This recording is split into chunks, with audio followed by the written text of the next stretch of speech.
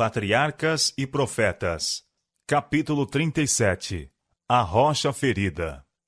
Da rocha ferida em Horebe fluiu pela primeira vez a torrente viva que refrigerou Israel no deserto. Durante todas as suas vagueações, onde quer que fosse necessário, eram supridos de água com um milagre da misericórdia de Deus. A água não continuou, entretanto, a manar de Horebe. Onde quer que em suas jornadas necessitavam de água, esta jorrava das fendas da rocha, ao lado de seu acampamento. Era Cristo, pelo poder de sua palavra, que fazia com que a torrente refrigerante manasse para Israel. Beberam todos de uma mesma bebida espiritual, porque bebiam da pedra espiritual que os seguia, e a pedra era Cristo. 1 Coríntios capítulo 10, verso 4. Ele era a fonte de todas as bênçãos temporais, bem como espirituais. Cristo, a verdadeira rocha, estava com eles em todas as suas peregrinações. E não tinham sede quando os levava pelos desertos. Fez-lhes correr água da rocha. Fendendo ele as rochas, as águas manavam delas. Brotaram águas que correram pelos lugares secos como um rio. Isaías capítulo 58, verso 21, e Salmo capítulo 105, verso 41.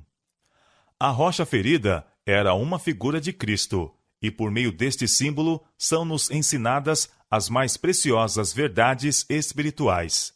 Assim como as águas vivificadoras manavam da rocha ferida, assim de Cristo, ferido de Deus, ferido pelas nossas transgressões, quebrantado pelas nossas iniquidades, a torrente de salvação flui para uma raça perdida.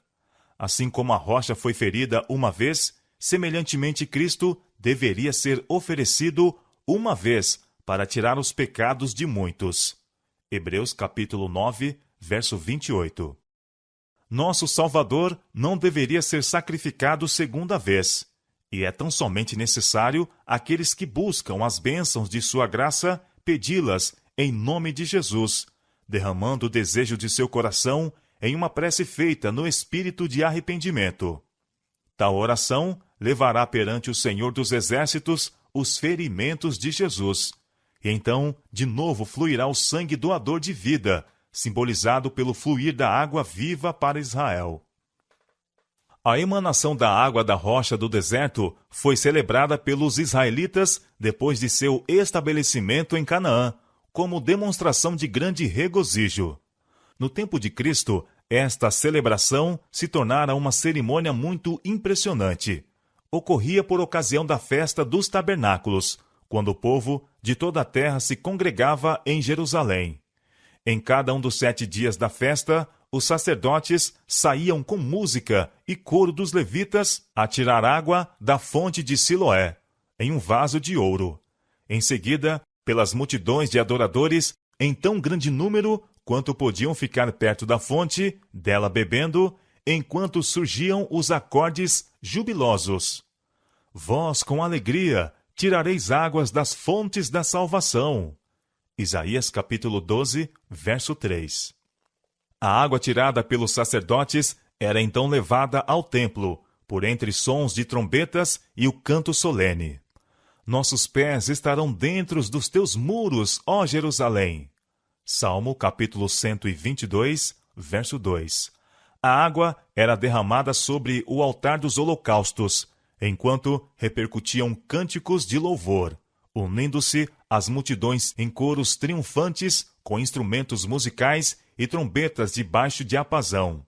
O Salvador fez uso deste serviço simbólico para encaminhar à mente do povo as bênçãos que ele lhes viera trazer.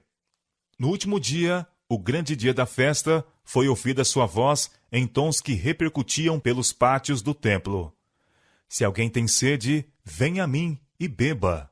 Quem crê em mim, como diz as Escrituras, rios d'águas vivas correrão de seu ventre. Isto, declarou João, disse ele do Espírito que havia de receber os que nele crescem.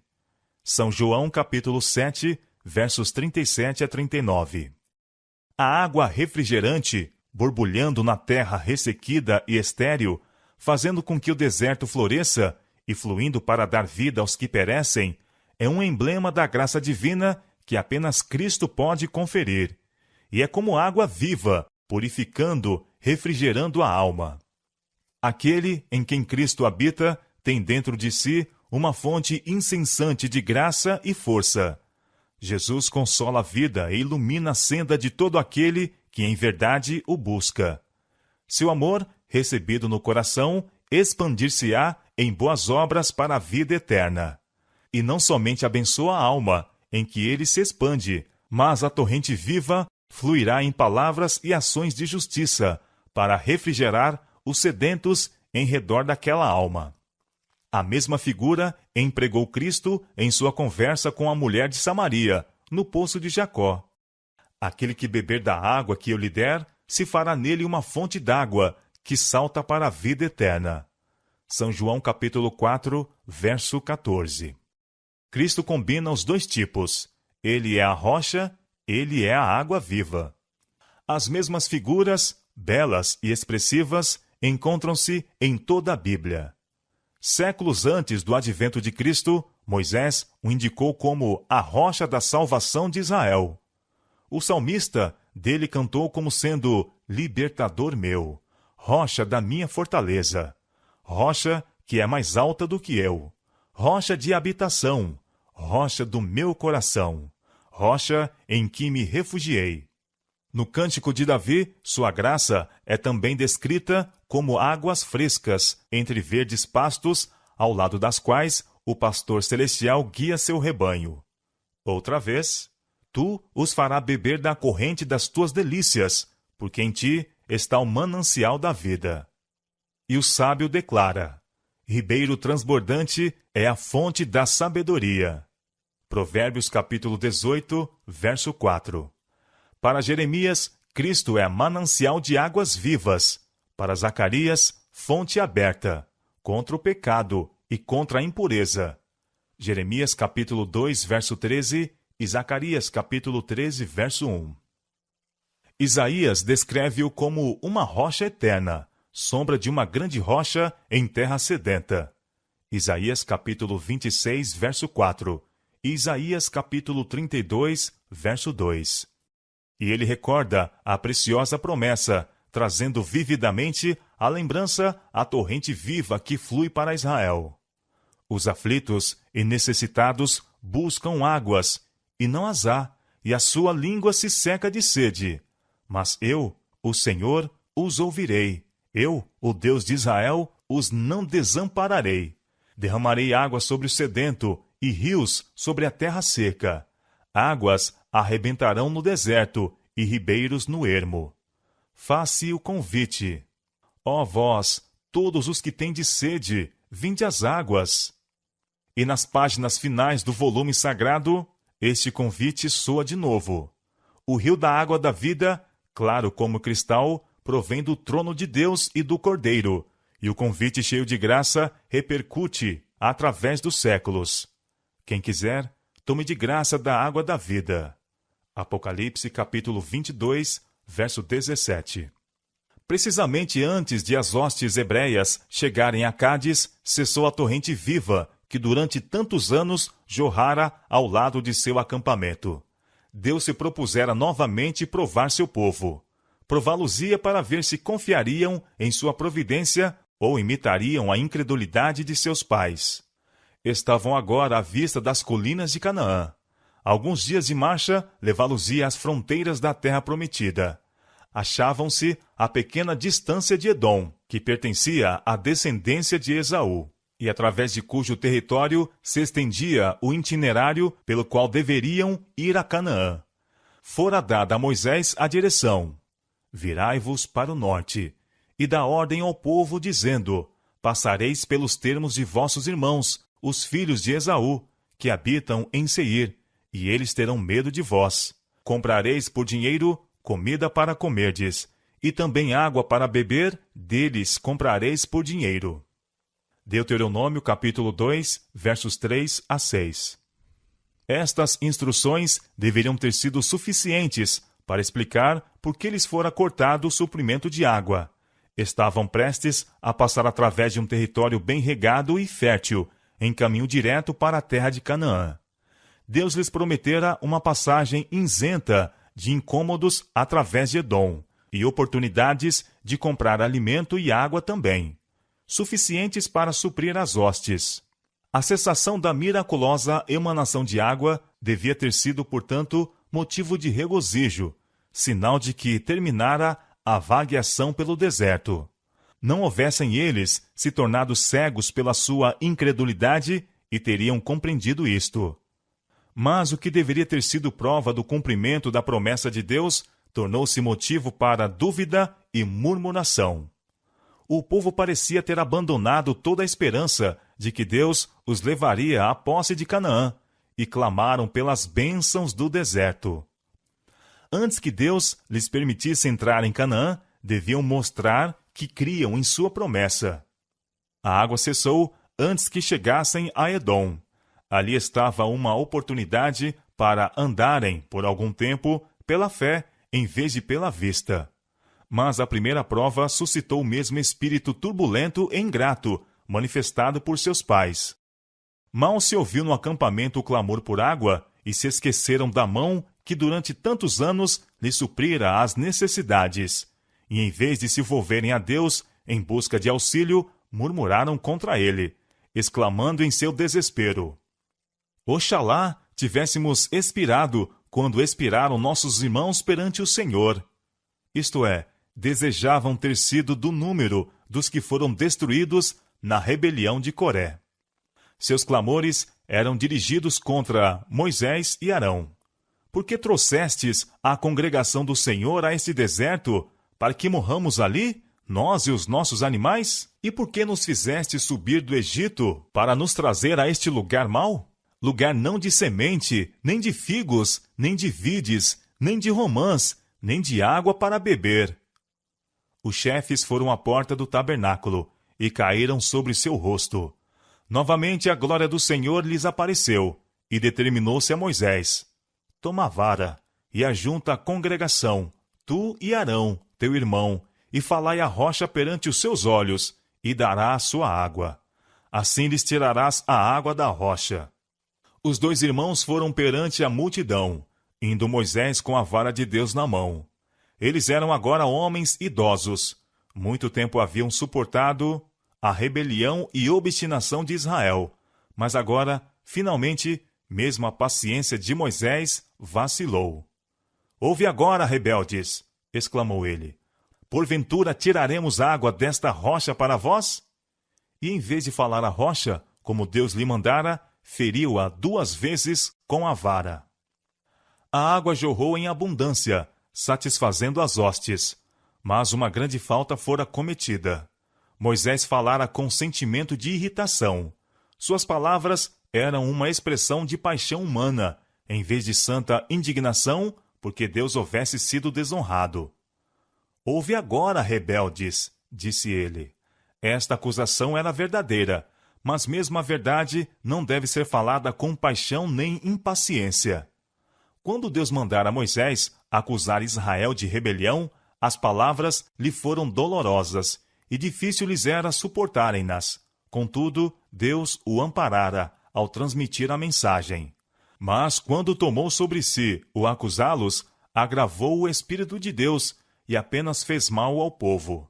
Sua falta de paciência e domínio próprio eram evidentes. Assim foi dada ao povo ocasião para pôr em dúvida que sua atuação passada fora sob a direção de Deus, e desculparem seus próprios pecados. Moisés, bem como eles, haviam ofendido a Deus. Sua conduta, disseram, fora desde o princípio passível de crítica e censura. Tinham achado agora o pretexto que desejavam para rejeitarem todas as reprovações que Deus lhes enviara mediante seu servo. Moisés manifestou falta de confiança em Deus. Tiraremos água? Perguntou, como se o Senhor não fizesse o que prometera. Não me crestes a mim, declarou o Senhor aos 2 irmãos, para me santificar diante dos filhos de Israel. Na ocasião em que a água faltou, sua própria fé no cumprimento da promessa de Deus fora abalada. pela murmuração e rebelião do povo. A primeira geração foi condenada a perecer no deserto, por causa de sua incredulidade. Contudo, o mesmo Espírito apareceu em seus filhos. Deixariam estes também de receber a promessa? Cansados e desalentados, Moisés e Arão não fizeram esforço algum para opor-se à corrente do sentimento popular. Houvessem eles manifestado fé inabalável em Deus e poderiam ter posto a questão perante o povo sob um prisma que os teria habilitado a suportar esta prova. Mediante o exercício pronto e decisivo da autoridade, a eles investida como magistrados, poderiam ter abafado a murmuração. Tinham o dever de envidar todo o esforço possível para ocasionarem um melhor estado de coisas, antes de pedirem a Deus que fizesse por eles o trabalho. Se a murmuração em Cádiz tivesse sido sustada de pronto, que cortejo de males se poderia ter evitado? Por seu ato precipitado, Moisés tirou a força da lição que Deus se propunha ensinar. A rocha, sendo um símbolo de Cristo, fora ferida uma vez, assim como Cristo uma vez seria oferecido. A segunda vez era necessário apenas falar à rocha, assim como temos apenas de pedir bênçãos em nome de Jesus. Ferindo-se pela segunda vez a rocha, foi destruída a significação desta bela figura de Cristo. Mais do que isto, Moisés e Arão tinham assumido o poder que apenas pertence a Deus. A necessidade de intervenção divina tornava a ocasião de grande solenidade, e os chefes de Israel deviam tê-la aproveitada para impressionar o povo, a fim de terem reverência para com Deus, e lhes fortalecer a fé em seu poder e bondade. Quando iradamente exclamaram: "Tiraremos água desta rocha para vós?", puseram-se no lugar de Deus, como se o poder estivesse com eles. Homens possuidores de fragilidades e paixões humanas. Cansado com a contínua murmuração e rebelião do povo, Moisés perdera de vista o seu todo-poderoso auxiliador. E sem a força divina, veio a deslustrar o relato de seus feitos com uma exibição de fraqueza humana. O homem que poderia ter permanecido puro, firme e abnegado até o final de sua obra, fora finalmente vencido. Deus fora desonrado perante a congregação de Israel, quando devia ter sido engrandecido e exaltado. Deus não pronunciou nesta ocasião juízos sobre aqueles cuja ímpia conduta de tal maneira provocara a Moisés e Arão. Toda a reprovação recaiu sobre os dirigentes. Os que se achavam como os representantes de Deus não o haviam honrado. Moisés e Arão sentiram-se ofendidos, perdendo de vista que a murmuração do povo não era contra eles, mas contra Deus. Foi por olharem a si mesmos, por apelarem para sua própria simpatia, que inconscientemente caíram em pecado e deixaram de pôr perante o povo o seu grande delito para com Deus. Amargo e profundamente humilhante foi o juízo imediatamente pronunciado. Porquanto não me crestes a mim, para me santificar diante dos filhos de Israel, por isso não metereis esta congregação na terra que lhes tenho dado. Juntamente com o rebelde Israel, deviam morrer antes de atravessarem o Jordão. Se Moisés e Arão houvessem estado a acalentar uma elevada opinião de si mesmos, ou condescender com um espírito apaixonado, em face da advertência e reprovação divina, sua culpa teria sido muito maior. Mas não se lhes atribuía pecado voluntário nem premeditado.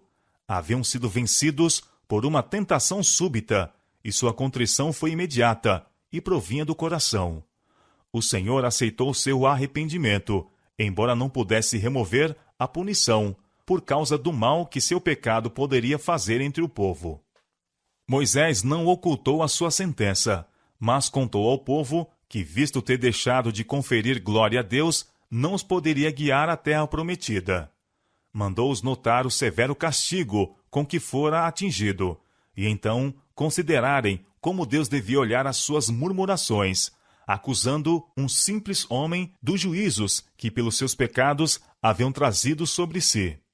contara-lhes como rogar a Deus uma revogação da sentença, e isto foi negado. O Senhor indignou-se muito contra mim por causa de vós, disse ele, e não me ouviu. Deuteronômio capítulo 3, verso 26. Em toda ocasião de dificuldade ou provação, os israelitas estavam prontos para acusarem a Moisés de os ter tirado do Egito, como se Deus não tivesse atuação alguma nesta questão. Por todas as suas jornadas, quando se queixavam das dificuldades do caminho e murmuravam contra seus chefes, Moisés lhes dizia: vossas murmurações são contra Deus. Não fui eu que operei o vosso livramento, mas sim Deus. Mas suas precipitadas palavras diante da rocha, tiraremos água, eram uma admissão virtual daquilo que eles os acusavam. E os confirmavam assim em sua incredulidade, justificando-lhes as murmurações. O Senhor queria remover-lhes para sempre do espírito esta impressão, vedando a Moisés de entrar na terra prometida. Ali estava a prova insofismável de que seu chefe não era Moisés, mas o poderoso anjo de quem o Senhor disse: eis que eu envio um anjo diante de ti, para que te guarde neste caminho, e te leve ao lugar que te tenho aparelhado. Guarda-te diante dele, e ouve a sua voz, porque o meu nome está nele. Êxodo capítulo 23, versos 20 e 21. O Senhor indignou-se muito contra mim por causa de vós, disse Moisés. Os olhos de todo Israel estavam em Moisés, e seu pecado refletiu em Deus, que o escolhera como chefe de seu povo. A transgressão foi conhecida por toda a congregação, e se tivesse passado sem a devida consideração, ter-se-ia dado a impressão de que a incredulidade e a impaciência sob grande provocação poderiam ser desculpadas naqueles que ocupam posições de responsabilidades. Quando, porém, foi declarado que Moisés e Arão não deveriam entrar em Canaã por causa daquele único pecado, o povo soube que Deus não faz acepção de pessoas e punirá certamente o transgressor. A história de Israel devia ser registrada para a instrução e aviso das gerações vindouras.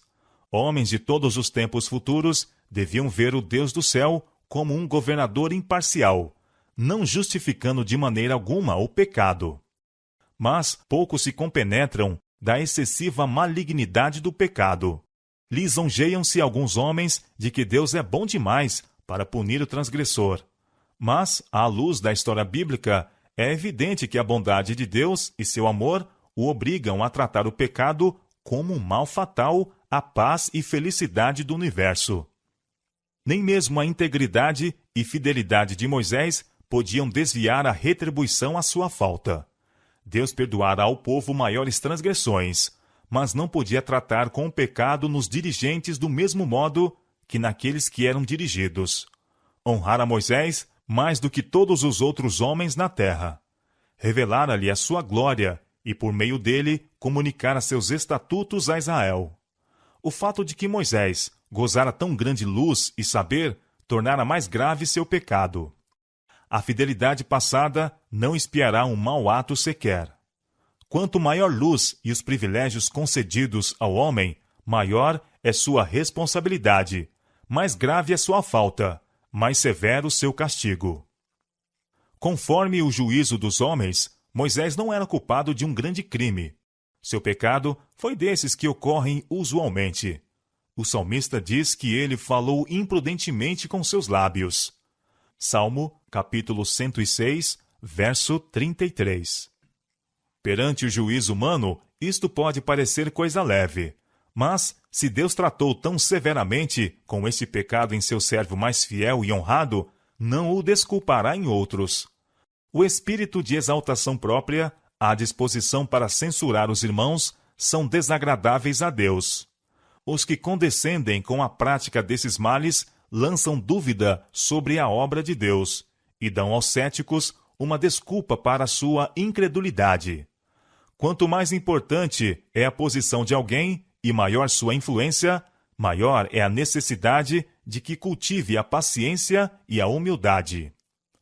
Se os filhos de Deus, especialmente os que ocupam posições de responsabilidade, puderem ser levados a tomar para si a glória que é devida a Deus, Satanás exultará.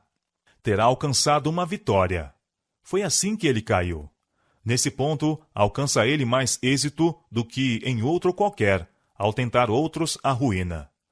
É para pôr-nos de sobreaviso contra seus ardis que Deus deu em sua palavra tantas lições que ensinam o perigo da exaltação própria. Não há um impulso de nossa natureza, nenhuma faculdade do espírito ou inclinação do coração que não necessite achar-se a todo instante sob a direção do Espírito de Deus. Não há uma bênção que Deus confira ao homem, nenhuma provação que permita recair sobre ele, de que Satanás não possa e não queira prevalecer-se para tentar, perturbar e destruir a alma, se lhe dermos a menor vantagem. Portanto, por maior que seja a luz espiritual de alguém, por mais que goze do favor e bênção de Deus, deve andar sempre humildemente perante o Senhor, rogando pela fé que Deus lhe dirija todo o pensamento e domine todo o impulso. Todos os que professam piedade estão sob a mais sagrada obrigação de guardar o espírito e exercitar o domínio próprio sob a maior provocação. Os encargos colocados sobre Moisés eram muito grandes. Poucos homens serão tão severamente provados como ele foi. Contudo, isto não lhe permitiria desculpar o pecado. Deus fez amplas provisões para seu povo, e se depositarem confiança em sua força, jamais se tornarão um joguete das circunstâncias. A tentação mais forte não pode desculpar o pecado. Por maior que seja a pressão exercida sobre alguém, a transgressão é o nosso próprio ato. Não está no poder da terra, nem do inferno, compelir alguém a fazer o mal. Satanás ataca-nos em nossos pontos fracos, mas não é o caso de sermos vencidos. Por mais severo ou inesperado que seja o ataque, Deus nos proveu auxílio e em sua força podemos vencer.